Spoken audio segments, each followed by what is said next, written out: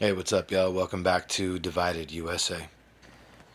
So, on August 8th, we have these fires that started to break out. I have quite a few different reasons that I'd like to talk about this issue. Um, the more videos that I see of aerial photos and video that are showing the devastation, you can see that most neighborhoods are completely wiped out. Now, this is very reminiscent of what happened in the California fires, where you're seeing where trees are still standing, but the house literally right next to it just burnt to the ground, ashes. I'm going to try to explain this in common sense, layman's terms, so that everybody can understand where I'm trying to go with this. The fact remains is that Hawaii has one of the most sophisticated warning systems for tsunamis, for any type of emergencies. That system was not activated that day. There were no text messages that went out. Cell service was down, but yet the power company, for whatever reason, kept the electricity on, while firefighters that tried to fight the fires couldn't because of the simple fact that the fire hydrants were not giving water. Why is the water off? Why didn't the emergency system activate? Why were there 60 to 80 mile an hour winds, ironically, coincidentally, at the same time these fires hit? Well, there's a logical explanation for a couple things. Let's break it down. 2 years ago, the homeowners replaced the shingle roof with a red metal roof. They also cleared the trees and shrubs that were planted against the house and lined the exterior of the property with river stones. Wildfires expert Dr. Jack Cohn showed how embers from a wildfire can rain down on a house. It takes less than a minute for the shrubs around the house and the roof to become engulfed. Deadliest wildfire happened with no warning. Did you get any type of alert? No. 73-year-old Elizabeth Kahani, a grandmother, says she was so scared when she escaped, she didn't realize her face and arm were burned. Firefighters rescued her, treating her wounds, but her brother, Rodolfo Rokutan, is still missing. She's pleading for any word from him. I'm so worried about everybody. Hopefully, you're still alive. The search for the missing and dead is just getting started. Canine cadaver dogs arriving over the weekend and police announcing just 3% of Lahaina has been searched. Are you saying we're just at the beginning of this disaster? So for the first few days, we had done searches in the streets and the cars that were in the area, but we couldn't enter any structures. I know everybody, what's that final number? It's going to take us a while to get there. More than 2,700 structures have been destroyed, most of them homes. Residents desperate to get back. They're not moving fast enough. Yeah, It's a guy named John Pelletier, and he's got a history with very, very tragic events. Do y'all know Pelletier was the same guy who was the incident commander during the Las Vegas massacre, the shootings that killed right during the middle of the Jason Aldean concert back in 2018, where 59 people were killed and 527 people were injured. He was the incident commander in Las Vegas at that time. Please be patient during this compilation video. I've got more to share, okay? Locals told to mask up as chemicals released into the air and water could pose long-term risks. The deadly Maui wildfires have released toxic chemicals into the air and water that could pose serious long-term health risks. And the ash and dust from the thousands of burned buildings may contain harmful chemicals like lead and asbestos. In regards to this fire, there were chemicals that were released into the air and water, like I said, very reminiscent of what we saw in East Palestine. Let's not forget the train derailment that happened over there. A lot of the videos that I am seeing coming out of Hawaii are saying that it really is up to the locals over there to donate supplies to help each other out, because FEMA just isn't cutting it. The government assistance just isn't cutting it, and Hawaiians feel very abandoned by the government. People have stated, we really feel like this is a land grab. These fires were intentional. So I'm not implying anything. I've still got more to share with y'all. There's a lot more weird things going on. Also found out the World Economic Forum has got their paws in Hawaii, where they want to create smart cities, ironically where these fires broke out. It really does look like atomic bomb was dropped, like Hiroshima. Rowena Kukahiko has lived in Lahaina all her life. Now everything she's ever known is gone, pulverized by a deadly firestorm that swept through and destroyed all in its path. Front Street, it was beautiful, so many restaurants, so many shops, I've never cried. I'm like, but I talk about it. When I talk about it, it's really. I'm sorry. After days being cut off with no water or power, Rowena finally made it out with her son for medical treatment. Now she's been stuck for hours with hundreds of others waiting to return. Among them, we find Christelle, My kids have were in the living room playing. who was at home in Lahaina when the fires suddenly appeared. Oh my gosh, everything. Oh my god. What? What? It started from one house to another, and it was a ripple effect. Black big smoke covered our apartment. Oh my gosh. Oh my god. You know, we were scared, so we just grabbed two pescos and we were out of there. When they returned, all that was left was the skeletal, ashen remains of their apartment block. Like so many others, Christelle says there were no sirens that day, despite the island of Maui having a sophisticated warning system. For some reason, it wasn't triggered. I just thought we were running away from a fire and we were gonna come back home. All she received was this alert telling them to evacuate and not delay. Expect conditions that may make driving difficult, it warned. So difficult, we now know. The people abandoned their cars and ran for their lives as the flames, aided by 80-mile-an-hour winds, tore through the town. You get to a point where you hear all these different things and you're like, okay, I'm trying to logically make sense of it because I really want to understand, is this a wildfire or is this something more that the powers that be want you to believe was a wildfire? Now, we haven't gotten the official statement of why this fire broke out. We're hearing that there was a lot of dry brush and from recent years of high temperatures out there contributed. I don't doubt that. I don't doubt that that contributed to it. I'm just saying there's some other really, really strange things here. Like police officers telling people that they can't leave certain areas. Not that you can't go into a certain area, but you can't leave when you're trying to evacuate. Firefighters tapping fire hydrants, no water to fight the fires. Then you got that whole thing with the governor and all the water rights. That's another video I'm going to make and talk about another time. But I've needed this last week or two to do more research because there's so many things to cover. And the fact remains, just seeing the fact that the emergency broadcast system didn't notify anyone in the way that it does, and those sirens go off, like when there's a tsunami warning or something like that, and you just see that there's so many things. Like that there was, for the most part, no cell service. On top of that, the power company, for whatever reason, left the power on during the fire, which, in my opinion, in my experience, it fuels fire by leaving electricity on when there's a major fire.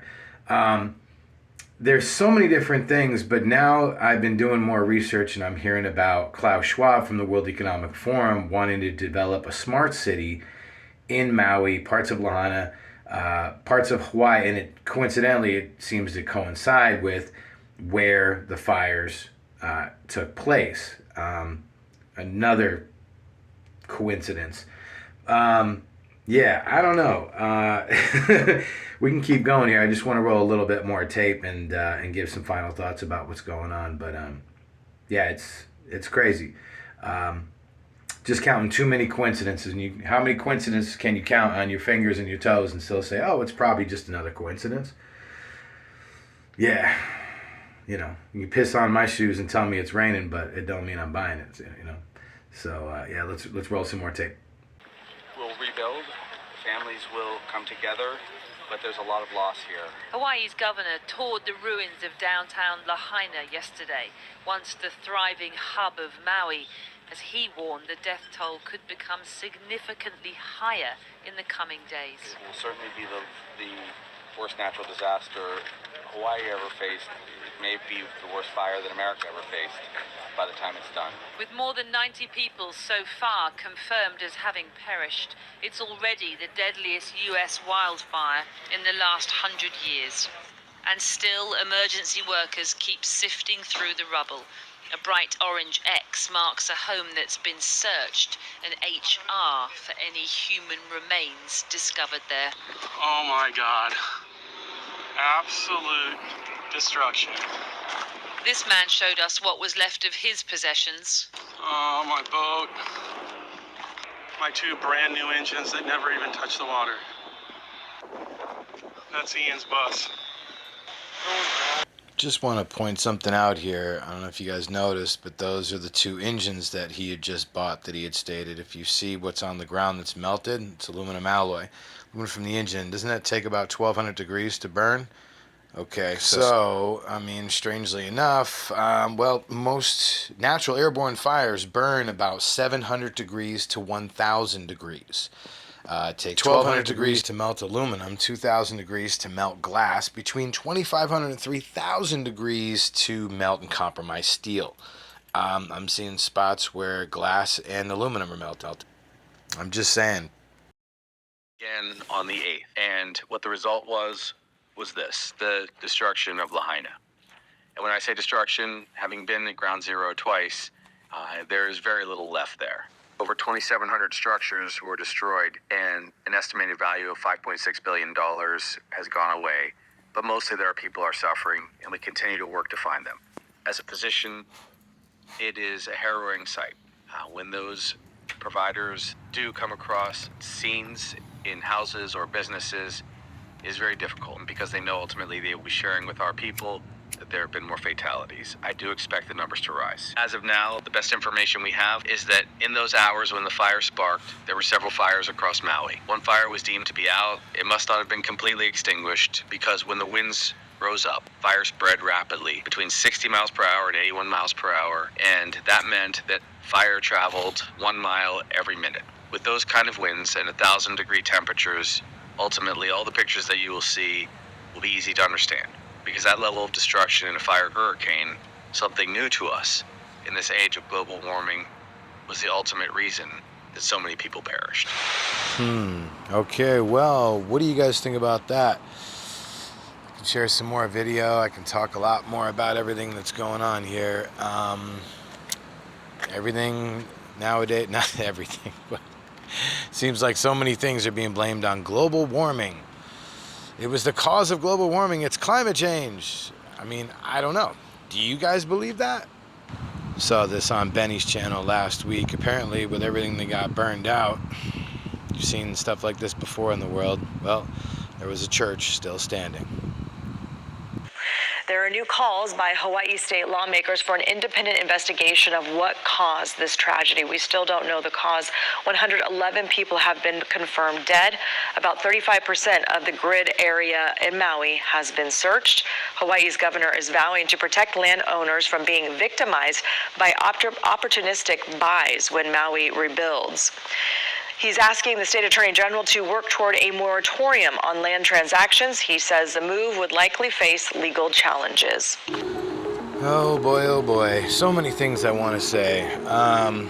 So, as you all know, there's only so many things we can say on this platform. And so I'm trying to, there's a thin line that I'm riding here.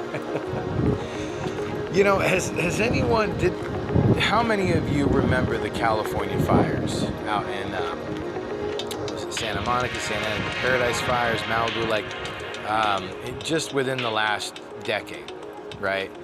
And just a few years ago, that Paradise fire, remember just looking at just total, like the town was level, you know. In most spots, you couldn't even see any structure. Very similar and reminiscent to what we're seeing in Hawaii. I look at some of these aerial views and I just think to myself, okay, if natural airborne fires burn between 700 degrees and 1,000 degrees, then why do we see temperatures that were higher there? I have video in California, for example, okay? This is no BS. A 2,500 degree fire tornado in California. Got it on video, mainstream news, MSNBC, ABC, CBS, all the alphabet soups, they all covered it. And I thought to myself, okay, that's not natural. What did they blame it on? Oh, it's global warming. Come on, really? They continue to repeat the same thing over and over and over again, constantly telling us that everything is global warming. When I look at the fires in Maui and Lahaina, it looks to me, in my personal opinion, okay, I know we're still waiting for the official story to come out, this is just my opinion, it looks like there was arson that triggered it initially. It's very possible because when I see the high temperatures, right, over 1,200 degrees, 2,000, just like I said, like with that fire tornado in California that I have on video, I'll have to find that. I'm sure you guys can look it up. But the point I'm trying to make is there was no lightning. When you see higher temperatures than what would naturally be present in the natural world, it demands human manipulation by increasing those temperatures artificially somehow. Now, whether that's direct energy weapon from satellite or direct energy weapon from aircraft, from U.S. military, the question makes me think, well, was it our government? Was it a foreign government? Was this some science lab and some nuts, in a basement that were doing, some science experiment with the World Economic Forum? Did they have something? Were able to create and pull strings to make something like this happen, to clear out land for smart cities? I mean, what's really going on here? It's just so many things that there's just so many cover-ups nowadays, and it's obvious that there's something that stinks here. The emergency warning system doesn't go off. There's no warning. It's for the people. Cell phone service is down. The electricity company keeps the power on top of cops isolating certain areas, and then on top of it, the national warning system doesn't work. I mean, come on. What I'm saying is you can look up videos that the U.S. Navy has direct energy weapons. The Air Force has it. I don't know. I'm not making any accusations. I'm just saying that it seems to me that something was accelerating the heat in this fire. And then, okay, all right, we have a hurricane hanging out in the Pacific for however many days and weeks. Next thing you know, it kicks in 60 to 80 mile an hour winds. Coincidentally, at the same time, these fires, I mean, it's like the perfect storm came together. I mean, I doubt any of this is coincidence. So what do you guys think? Chime in on the comments. Let me know. Drop a comment, like and share.